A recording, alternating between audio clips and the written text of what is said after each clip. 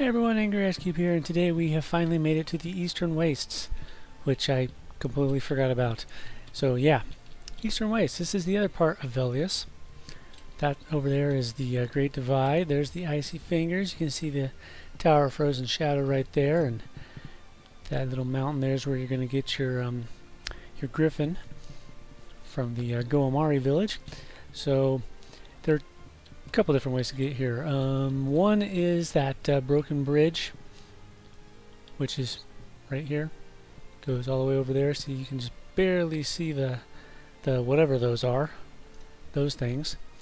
Anyways, there's a griffin, takes you to this guy right here. Alternatively, you can use a portal and it will take you to a wizard spire, which is just down this little canyon here, which is where we're going to go. But first, let's look at the map. It's a big zone. Yeah, there's a few different things in this zone. Let's see, we've got Drunder, Rallis' X, Fortress of War. It's up there. But that actually there isn't where you want to go to get to Drunder. You want to go there. It's kind of sneaky. That's the entrance. This is just the attention drawer or whatever. We got these little guys, these foreboding sentries.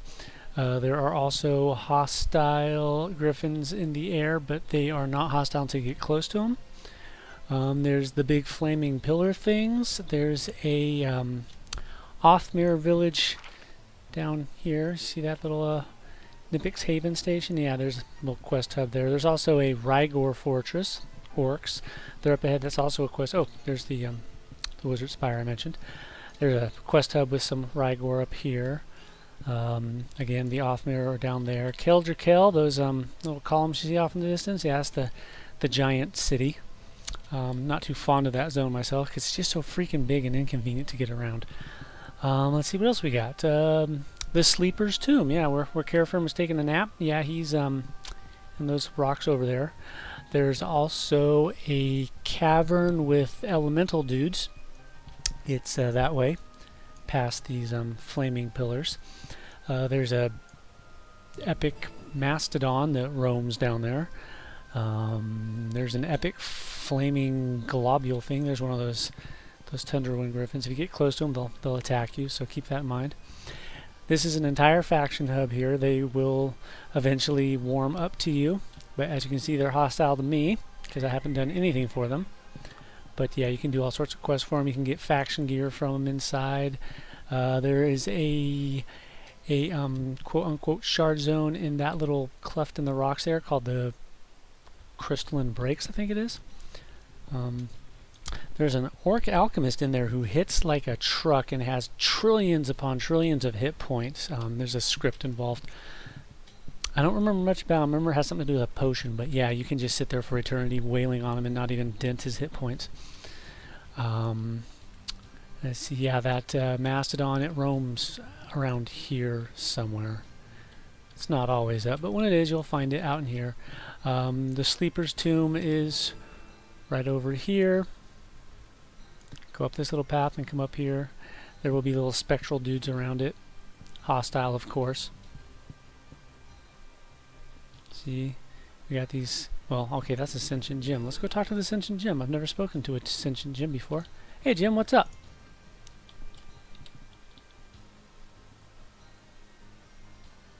Okay, lovely talking to you, buddy.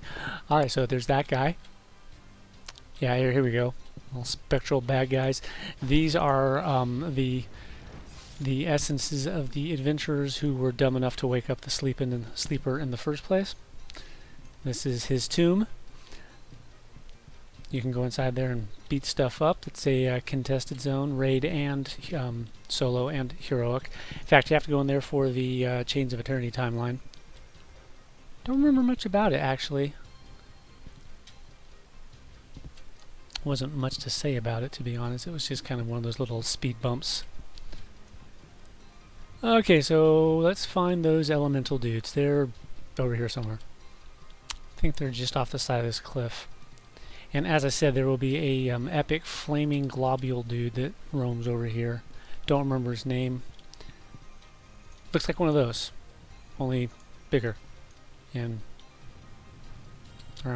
up in the air. I believe it was aggro, so it will attack you if you accidentally fly by, so yeah, keep that in mind. And of course you got the cinder walkers, you know, molten magma elementals, I guess. This looks like it might be the place I'm looking for. Yeah. Behold. Wait, no. This is not the place I'm looking for. This is just a tunnel to this side.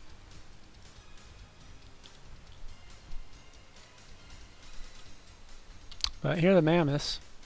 So yeah, if you're looking for the big guy, he roams. I can't remember if he was hostile or not. I do not remember. Alright, well let's go through this tunnel again, back to the other side, because on the other side there is a little underground cavern of elemental people. Like rock people. But where are they? There's also... oh, they're there. And there's a griffin tower right next to it. Griffin platform right next to it. Yes, Caverns of Living Stone. These guys are elementals and they're like, hey, what's up? And you can do quests for them and stuff. Yeah, not much else to say about this place. Excuse me. There are quest givers in here. Somewhere. There's one. Grit Stone. But anyways, yeah, it's just a big underground cavern. Roam around in there, get lost, find the quest givers, do quests for them. Exciting stuff, you know. Nothing too terribly critical to your adventure, but hey. Well, I mean, I guess it could be if you really want to get in good with these guys. I suppose it's essential. But you can also go this way. Oh, Kel's right over there. There is a griffin platform on that too. You'll also run into giants, ettins, and orcs all around this area. So keep that in mind. Oh, I forgot. There are also some escaped orcs up in those hills somewhere. See where Drunder is? So yeah, down at the foot of the mountain where all the Dracoda and whatnot are. There are some orcs who have escaped from Kelterkel. They're called the oh, what are they called? The Threlgor or something like that. You can do quests for them too. And eventually they'll lead you to Kelterkel, so you can do quests for Clan Rageborn. All is not happy in the family of war, let's just say that. Alright, and here's that big tree. That big tree. That's a big tree. That used to be a something of growth, and the giants marched on it. The withered lands are like up there or somewhere around here, and the dragons of Skyshrine lifted up the escarpment so that the giants couldn't continue to march on them. They also tainted the hell out of the forest, and you can see this thing's already starting to get tainted. Tunar gave the bloom of growth or whatever it was that used to be here, gave it to Wuxi to protect, but Wuxi also got corrupted, and yeah, you know, the usual stuff, nothing exciting. So yeah, this is a corrupted growth. This is a hint of what you'll find in the Withered Lands. What more can I say about this place? Not a lot, honestly. It's just oh, you can get a heritage quest around this area somewhere. Don't exactly know where. It's been a while, but you'll get the Scimitar of Growth, or rather, I should say, you get the Blighted Scimitar of Growth. The heritage quest is unblighting it. You get both versions actually. There's the appearance only version, which is the blighted one, and then when you finish it, you get the regular one and the house item. See, here's where the giants came through. Doesn't appear to be an actual door. I mean, it's a door, but not a door that we can use. But yeah, here's the giants. See, they think they're all cool. The Kromzek.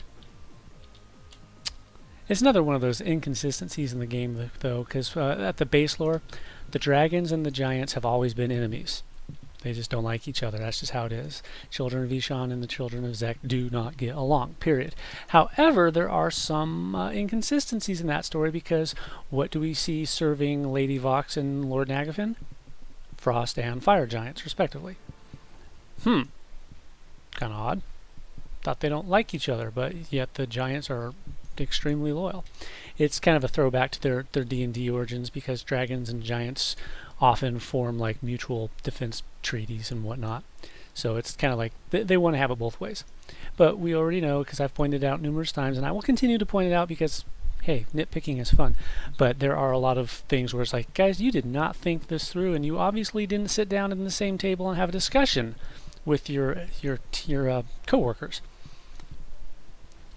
That's why I really didn't like the Chains of Eternity, because it really just felt like quick filler material before we get back to the real story, because it came right in the middle of the, well, not right in the middle, right at the end of the Awakened quest line, and it didn't really directly involve itself in the Awakened quest line at all. It was just quite clearly a postponing tactic. I was like, yeah, you guys could have done better than that. But oh well. Here's Kale. I'll step inside the door real fast just so you can see what it's like on the inside. What's it say? Realm of the Kromzek. Yeah, the griffin thing is down that way around the corner. There are giants who will patrol this area, but you can fly past them pretty easily. So let's take a look at the outside. This is not the action zone. This is just kind of the entryway. There is a little quest hub up these gigantic stairs that you will see whenever it's done doing its thing. Whenever it's done doing its thing. There you go. And they say computers aren't alive. Pfft. It knew.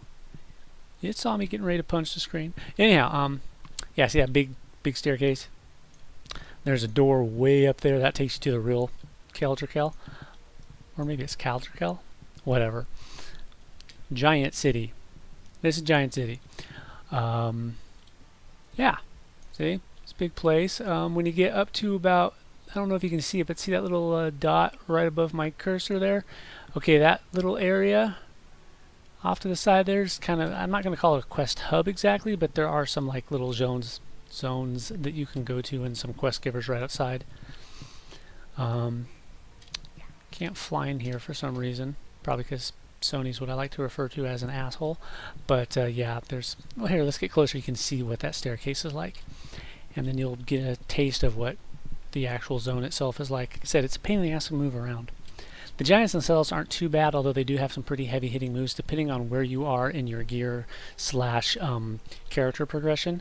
Like one of their hits will one-shot me if I'm close.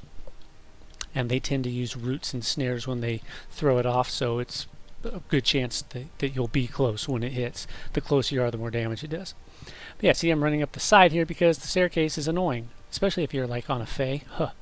Yeah, fun stuff.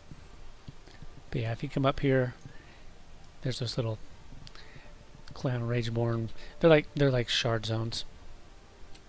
Well, I mean, they aren't the shard zones, obviously. Those are the NPCs. But there's like shard zones that you can enter over here, like Ice Shard Keep and whatnot.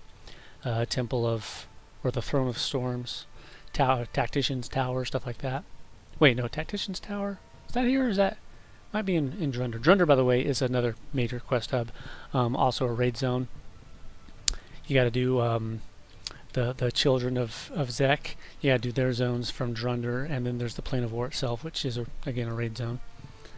You'll be coming here a lot if you're doing the Fallen Swords timeline. What else can I say? I don't know. Nothing's really coming to mind. If you're a Beast Lord and you want to get your mythical, you have to come here to do the Temple of Zek. I think it's called Foundation of Stone? Well, anyways, you have to do challenge mode Temple of Zek to get your mythical. Killing a deity is not enough. You have to kill the challenge mode deity. Of course, it's only Ralozek. I mean, please. Ralozek barely rates as a demigod, in my estimation. I mean, do we really need a god of war? No. We're doing just fine on our own. We don't need a god to show us how it's done. Hey, look, we can examine. This is a massive door that appears to be centuries old. I'm glad they put that option on there because that really adds to the game. Anyhow, back to the Eastern Wastes.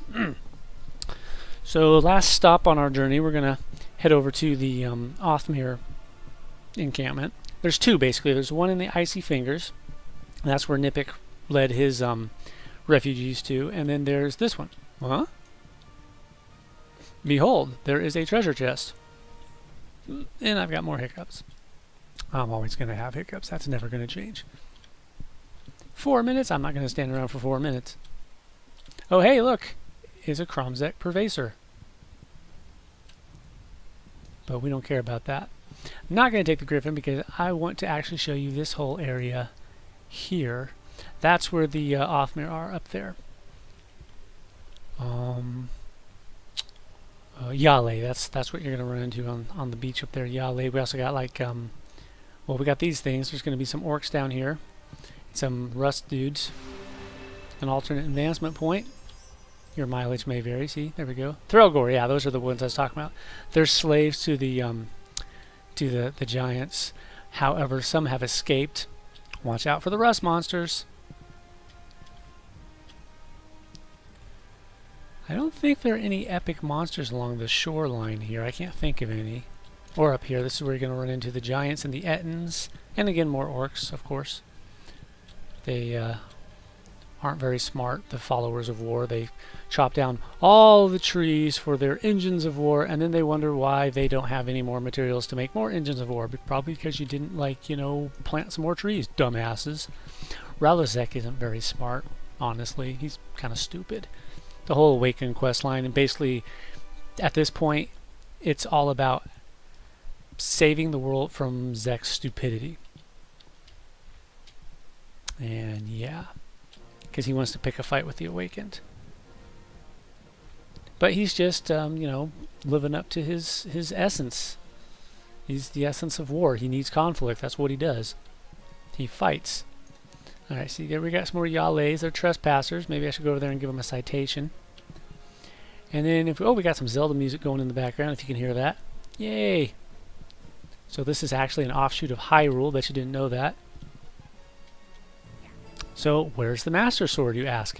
Well, I don't know. It's probably in the Lost Woods, but we haven't found them yet. That's why they're the Lost Woods.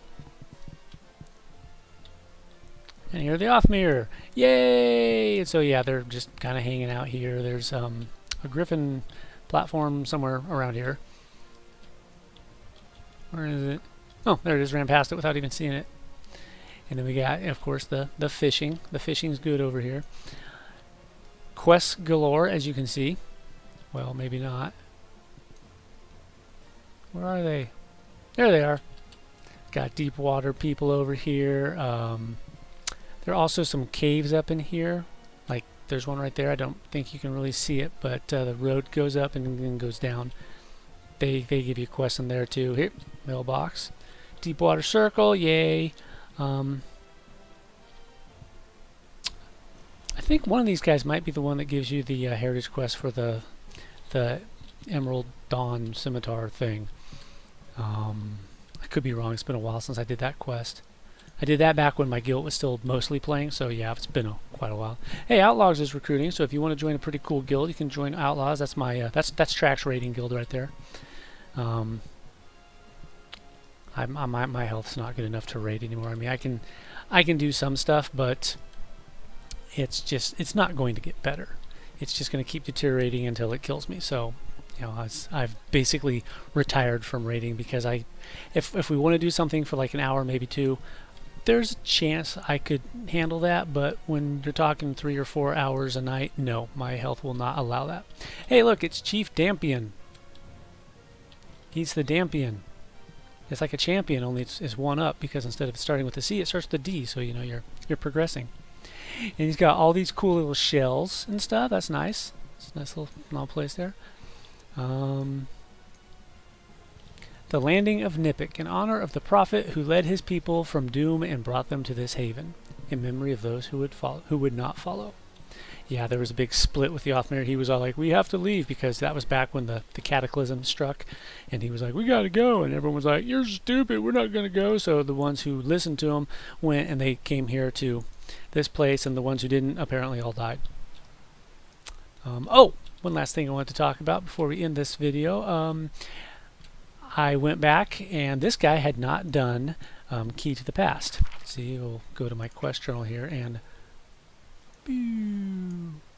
Where is it? Oh, there it is. See, key to the past. Still hadn't done it. So I was actually on the very first step, so I just went through and did it today.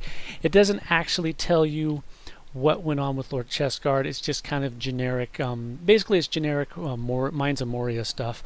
Chestguard started tunneling under the ground of Stormhold, and I can't remember exactly what it said. It was something like he tunneled too deeply, and they should have known what would. Well, they should have seen the darkness that they would unleash. That's all it really says. So we don't really know what actually went on. Chestguard was apparently tunneling, and something scary came out. It kind of implies that the Scions are the evil that they encountered, but really, I mean, I can see it if you go back in time to when the game first launched, because the Scions were raid mobs, contested raid mobs that could spawn without warning. They had a huge aggro radius, and they would just lay waste to any characters in the room. I can't tell you the number of times I would zone into Stormhold and someone would start bitching me out because I rang one of the bells just to see if the Scion would spawn so I could go try to kill it. And well, yes, it did spawn, and there was a group in there that just they weren't up to the challenge, because epics back then were generally more likely to really be epic than they are today. So yeah, fun stuff. So yeah, don't know. Maybe the Claymore had something to do with it. Maybe something else had something to do with it. Or maybe it's just another one of those stories like they had an idea but they didn't take it anywhere, and then later on someone else came up with a better idea and took it somewhere, but it doesn't mesh up. So take whatever interpretation you like. I like the idea that the sword was responsible. Chestguard went, found the sword, brought it back, and bad shit happened. Because, I mean, come on. Come on. I mean, it's the Born-Bladed Claymore. I'm telling you, they need to make an EQ2 movie starring Matt Damon, and he like becomes a sentient Claymore or something like that, and then he could truly be the Born-Bladed Claymore. I mean, who wouldn't want an American James Bond in their sword? Really? I mean, that's just awesome. You could just do all sorts of cool stuff. You could have like a samurai spy movie. That sounds pretty badass. But I may be biased since I love samurai so much.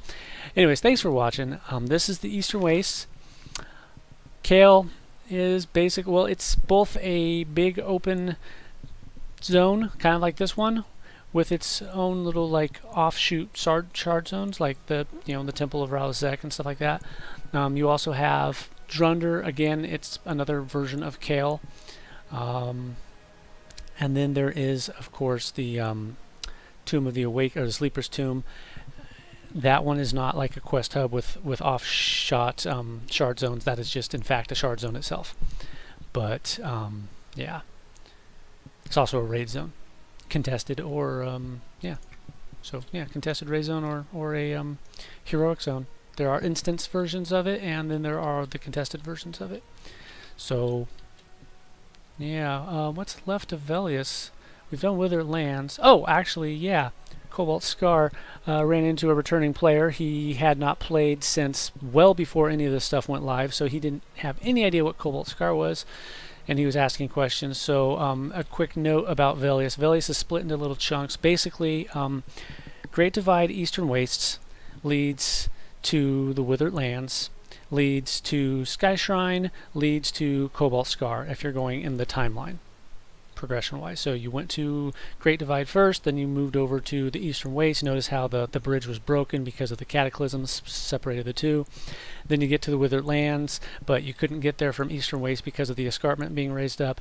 Then you go through the Withered Lands and help Sky Shrine out and drive off the Awaken because, hey, screw you, buddy. And then, yeah, you go to Cobalt Scar.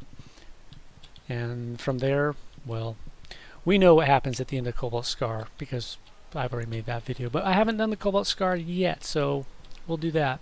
It's fun stuff. It's not that bad, but a lot of people skip it because honestly there's not much point in doing it anymore. So next time, who knows where we'll be, but probably somewhere like that. So catch you later.